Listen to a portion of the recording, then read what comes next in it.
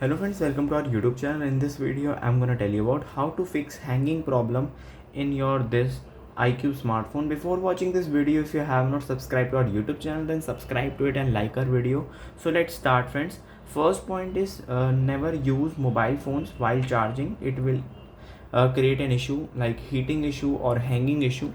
So first is that point, and second point is that you have to just clean up your storage, and whether these are apps or images, just open the apps, clear unuseful apps and not in use apps, just clear all that apps.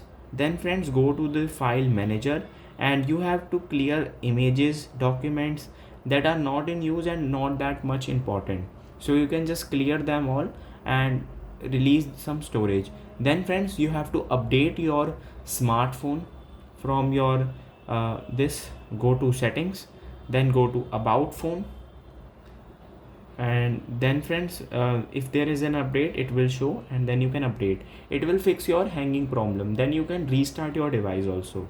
I hope you like this video. If you like this video, then subscribe to our YouTube channel for more helpful tips and tricks videos. See you next time.